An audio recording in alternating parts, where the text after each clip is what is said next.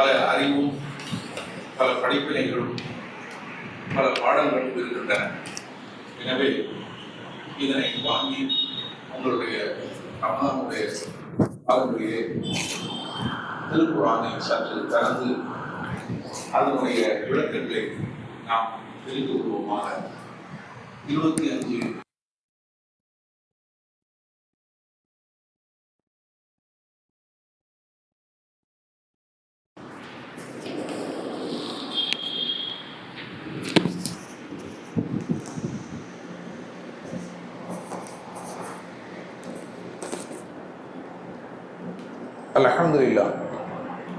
அல்ஹம்துலில்லாஹி ரப்பில் ஆலமீன் வஸ்ஸலாத்து வஸ்ஸலாமு அலா ரசூலில் அமீன் நபீனா முஹம்மத் வ அலா ஆலிஹி வ ஸஹ்பிஹி அஜ்மஈன்.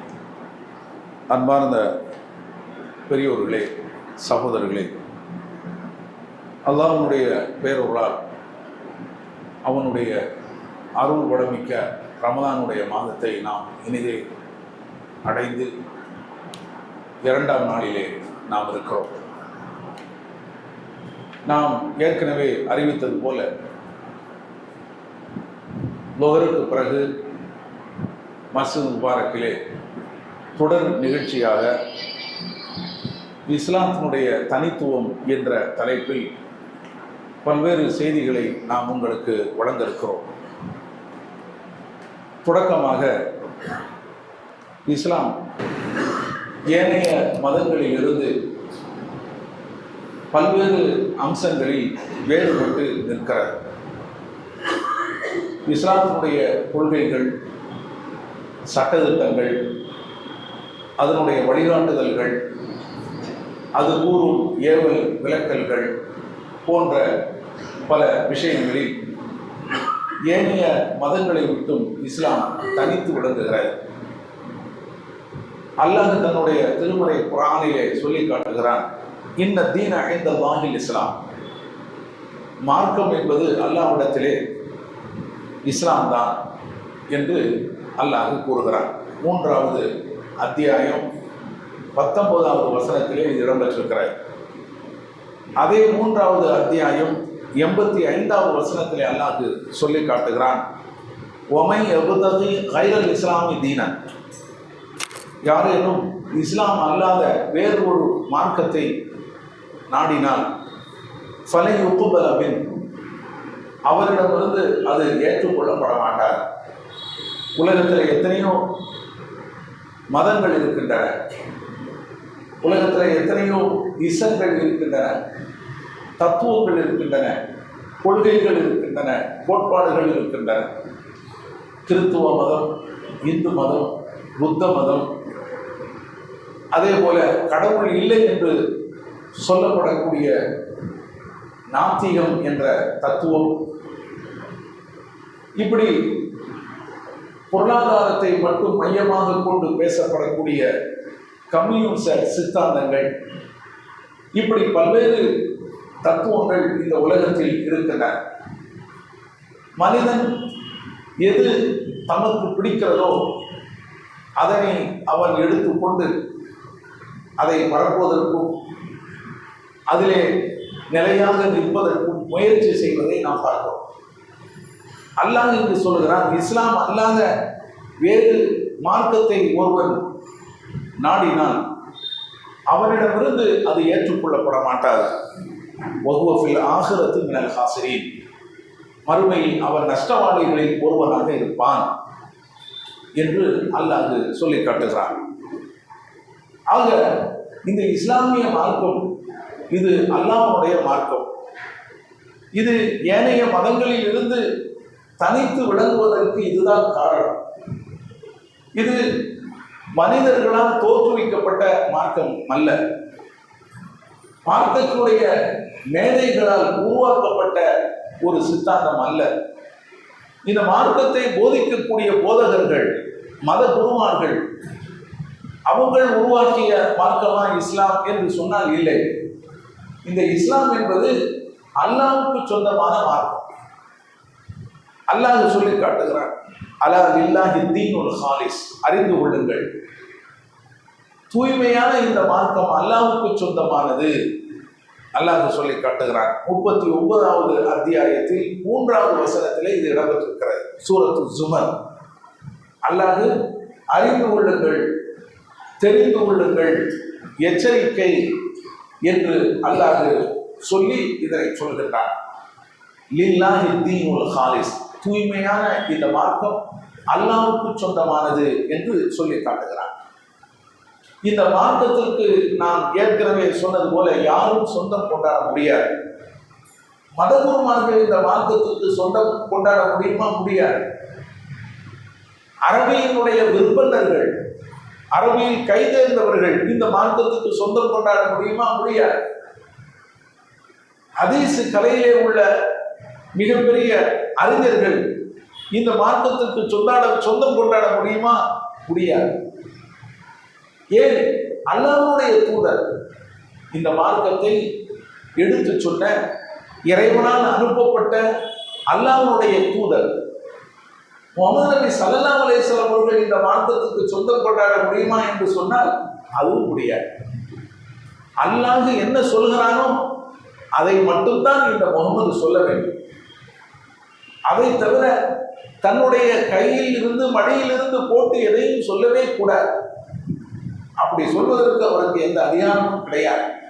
அல்லாஹ் சொல்லி காட்டுகிறான், வலவு தக்கபல அலைனா பஅதலா காவி, இந்த முஹம்மது நம் மீது இல்லாதது பொல்லாததை எல்லாம் ஏற்றி சொல்லினால் ல அஹதனா மின்ஹு பில் யமீன், நாம் அவரை வலக்கரத்தால் பிடிப்போம்.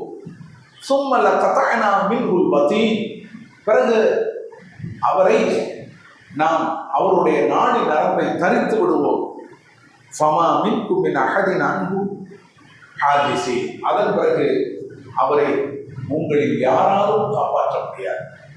அவ்வளவு கடுமையான வார்த்தை பிரயோகங்களை போட்டு அல்லாஹ் சொல்கிறான். இந்த முகமதுக்கு கூட மார்க்கத்தில் இல்லாதது கொள்ளாததை எல்லாம் சொல்வது, அவர் இஷ்டத்திற்கு அள்ளிவிடுவதற்கு எந்த அதிகாரமும் கிடையாது என்று அல்லாஹ் சொல்கிறான். சூரத்துல் ஹாக்கா 69வது அத்தியாயத்தில் 44 47 வரை உள்ள வசனங்களிலே இதனை நாம் பார்க்கலாம். ஆக இந்த மார்க்கம் அல்லாஹ்வுக்கு சொந்தமானது. இன்னொரு வசனத்தை பாருங்களேன்.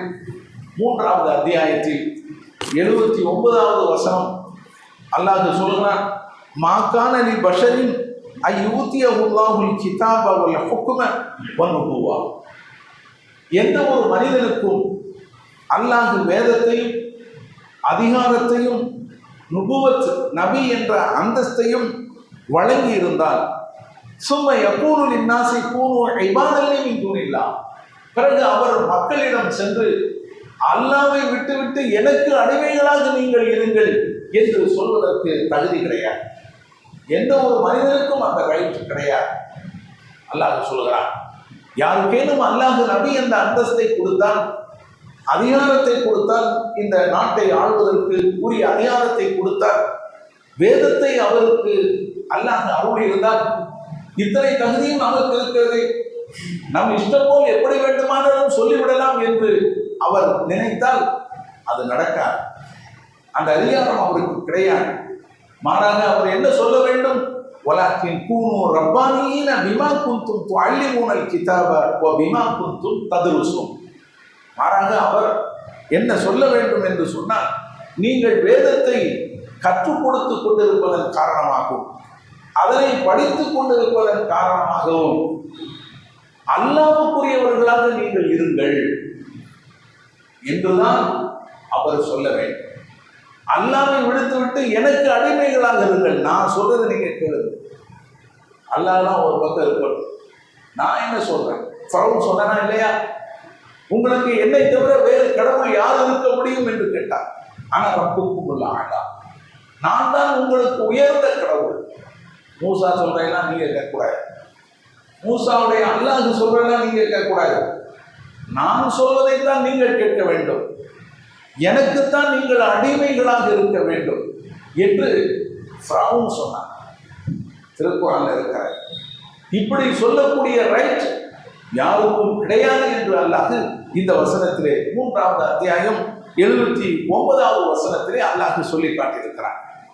ஆக இந்த வசனங்களை எல்லாம் வைத்து பார்க்கும்போது நம்முடைய மார்க்கம், எந்த மார்க்கத்தை நாம் தழுவி இருக்கிறோமோ, எந்த மார்க்கத்தை வாழையடி வாழையாக பெற்று நாம் அதிலே வாழ்ந்து கொண்டிருக்கிறோமோ, எந்த மார்க்கத்துக்கு சொந்தக்காரர்கள் என்று நாம் பெருமை பேசிக் கொள்கிறோமோ, அந்த இஸ்லாமிய மார்க்கம் என்பது அது தனித்துவம் பெற்றது.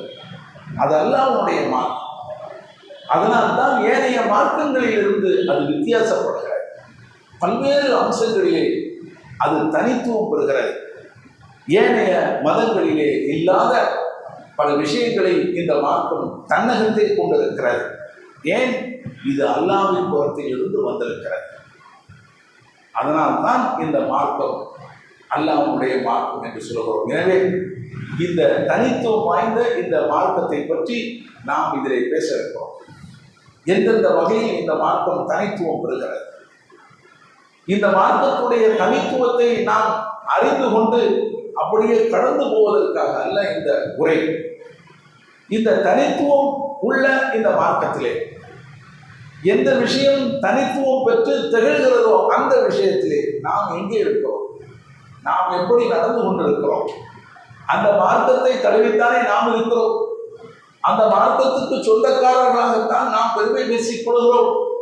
இந்த விஷயத்தில் நம்முடைய நிலைப்பாடு என்ன, இந்த விஷயத்தில் நாம் எங்கு இருக்கிறோம், இதற்கும் நமக்கும் எவ்வளவு சம்பந்தம் இருக்கிறது, இதை நாம் ஒட்டி வாழ்கிறோமா அல்லது வெட்டி விலகி நிற்கிறோமா என்பதையெல்லாம் இந்த உரையிலே நாம் பேச இருக்கிறோம். அதுதான் முக்கியம். தனித்துவத்தை தெரிந்து கொண்டு போவது மட்டுமல்ல. இப்படியா இந்த இஸ்லாம் இது இவ்வளவு அழகான ஒரு மார்க்கமா, இப்படி தனித்து வழங்குகிறதா, சரிதான கிறிஸ்தவர்களிலிருந்து இது இந்த வகையில தனித்துவம் பெற்றிருக்கிறதே, சிறப்பா இருக்கிறதே என்று நாம் ரசித்து விட்டு போவதற்கல்ல. இதிலே நாம் எங்கே இருக்கிறோம், இதை நாம் எந்த அளவுக்கு பின்பற்றுகிறோம், நம்மளுடைய வாழ்க்கையிலே நாம் நடைமுறைப்படுத்துகிறோம், அதை பேசுவதற்கு தான் இந்த உரை. எனவே வரக்கூடிய காலங்களிலே நாம் இஸ்லாத்துடைய தனித்துவங்களை ஒன்றொன்றாக முக்கியமான அம்சங்களை நாம் பேச இருக்கிறோம். எல்லாம் அல்லாஹ் அதற்கு துணை செய்வானாக. வாசு தவானா அல்ஹம்துலில்லாஹி ரப்பில் ஆலமீன். அஸ்ஸலாமு அலைக்கும் வரஹ்மத்துல்லாஹி வபரகாத்துஹு. சுப்ஹானக்கல்லாஹு